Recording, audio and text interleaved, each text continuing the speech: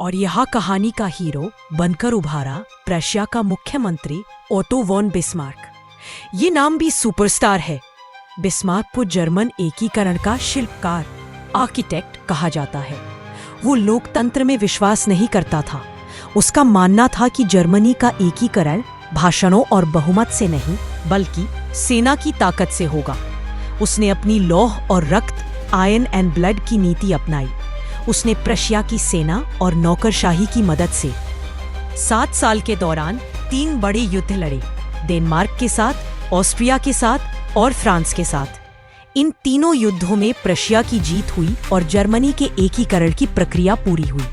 और आखिरकार जनवरी 1871 में पेरिस के पास वर्साई के शानदार शीश महल में प्रशिया के राजा विलियम प्रथम को संयुक्त जर्मनी का सम्राट घोषित किया गया। इटली का एकीकरण जर्मनी की तरह इटली भी 7 राज्यों में बंटा हुआ था और सिर्फ एक राज्य सार्डिनिया पीडमोंट पर एक इतालवी राजघराने का शासन था। इटली को एक करने में 3 लोगों की मुख्य भूमिका मानी जाती है। जुसेप्पे मैत्ज़ीनी, जिन्होंने यंग इटली बनाकर एकीकरण के विचार की नींव रखी, लेकिन उनकी क्रांतियां असफल रहीं। काउंट कैमिलो दे कवूर, जो सार्डिनिया पीडमोंट के मुख्यमंत्री थे, वो न तो क्रांतिकारी थे और न ही डेमोक्रेट। वो एक चतुर कूटनीतिज्ञ थे। उन्होंने फ्रांस के साथ एक संधि की और उसकी मदद से 1849 में ऑस्ट्रियाई सेना को हरा दिया। जुसेप्पे गैरिबाल्डी ये इस कहानी के तीसरे हीरो थे। वो एक महान क्रांतिकारी और रेड शर्ट्स नाम की अपनी स्वयं सेवकों की सेना के लीडर थे। 1860 में उन्होंने अपनी सेना लेकर दक्षिणी इटली और सिसिली पर हमला किया और वहां के स्पेनिश शासकों को भगा दिया। उन्होंने ये जीते हुए इलाके सार्डिनिया के राजा विक्टर इमैनुएल द्वितीय को सौंप दिए। आखिरकार 1861 में विक्टर इमैनुएल द्वितीय को एकीकर इटली का राजा घोषित किया गया। 10 राष्ट्र की दृश्य कल्पना, देश को एक चेहरा देना।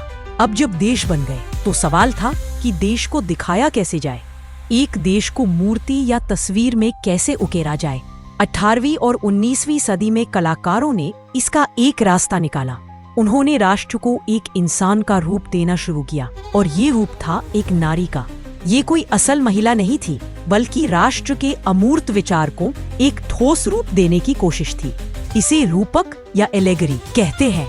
फ्रांस में राष्ट्र के इस नारी रूपक को मारियान का नाम दिया गया। यह एक लोकप्रिय ईसाई नाम था। उसे स्वतंत्रता और गणतंत्र के प्रतीक लाल टोपी, तिरंगा और कलगी के साथ दर्शाया गया। उसकी मूर्तियां सार्वजनिक चौराहों पर लगाई गई और उसकी तस्वीरें सिक्कों और डाक टिकटों पर छापी गईं, ताकि लोगों को राष्ट्र की एकता की याद आती रहे। इसी तरह जर्मनी में राष्ट्र का रूपक एक ओक में बनी गणमेनिया के पत्तों का मुकुट पहनती है, क्योंकि जर्मन बलूत को वीरता का प्रतीक मानते हैं। उसके हाथ में तलवार है जिस पर लिखा है कि जर्मन तलवार जर्मन राइन की रक्षा करती है। ये चित्र आपसे परीक्षा में इनके प्रतीकों के अर्थ के साथ पूछे जा सकते हैं। 11 राष्ट्रवाद और साम्राज्यवाद। जब राष्ट्रवाद खतरनाक हो गया, 19वीं सदी के अंत तक अब राष्ट्रवाद एक संकीर्ण सिद्धांत बन गया। अब भावना ये थी कि सिर्फ मेरा देश महान है और हमें अपने देश का विस्तार करने के लिए दूसरे देशों पर कब्जा करना चाहिए। मैं बदल गई। इस आक्रामक राष्ट्रवाद की सबसे भयानक तस्वीर बाल्कन क्षेत्र में देखने को मिली। बाल्कन में बहुत सारी भौगोलिक और जातीय भिन्नता थी। इसमें आज के Romania, Bulgaria, Albania, Greece, Croatia जैसे कई देश शामिल थे। इस क्षेत्र का एक बड़ा हिस्सा ओटोमन साम्राज्य के नियंत्रण में था। जैसे ही ओटोमन साम्राज्य कमजोर हुआ, बाल्कन के अलग अलग स्लाविक राष्ट्रीयताओं वाले देश एक एक करके आजादी की घोषणा करने लगे। लेकिन आजाद होने के बाद ये देश आपस में ही एक दूसरे से लड़ने लगे। हर कोई अपने लिए ज्यादा से ज्यादा इलाका हथियाना चाहता था। स्थिति तब और भी विस्फोटक हो गई जब यूरोप की बड़ी शक्तियां रूस, जर्मनी, इंग्लैंड, ऑस्ट्रिया हंगरी भी इस क्षेत्र में अपना प्रभाव बढ़ाने के लिए कूद पड़े। हर कोई अपने फायदे के लिए बाल्कन पर नियंत्रण चाहता था। इससे बाल्कन क्षेत्र एक बारूद के ढेर, पाउडर केग ऑफ यूरोप की तरह हो गया, जिसमें बस एक चिंगारी लगने की देर थी। और वही चिंगारी 1914 में लगी, जिसने पहले विश्व युद्ध, फर्स्ट वर्ल्ड वॉर को जन्म दिया। तो बच्चों, ये थी कहानी यूरोप में राष्ट्रवाद के उदय की। ये कहानी एक कलाकार के खूबसूरत सपने से शुरू हुई थी, एक ऐसे देश के सपने से जहां सब नागरिक बराबर हों, आजाद हों। ये सपना फ्रांस की क्रांति में हकीकत बना, फिर पूरे यूरोप में फैला। जर्मनी और इटली जैसे नए देश बने और लोगों ने अपने देश को माँ का दर्जा दिया। लेकिन कहानी का अंत हमें एक बहुत बड़ी सीख देता है।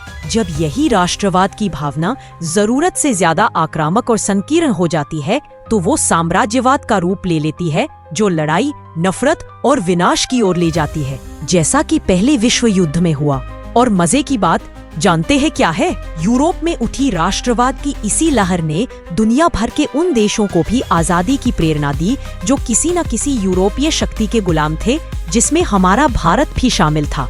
हमने भी तो अपने देश की कल्पना भारत माता के रूप में की, ठीक वैसे ही जैसे फ्रांस ने मारियान और जर्मनी ने जर्मेनिया की थी। तो अगली बार जब आप अपना तिरंगा देखें या राष्ट्रगान गाएं, तो याद रखिएगा कि इस राष्ट्र के विचार के पीछे एक बहुत लंबी, रोमांचक और सीखने वाली कहानी है। उम्मीद है आपको ये चैप्टर अब आसान लगा होगा और आप परीक्षा में इससे जुड़े सवालों का जवाब बहुत अच्छे से दे पाएंगे। All the best.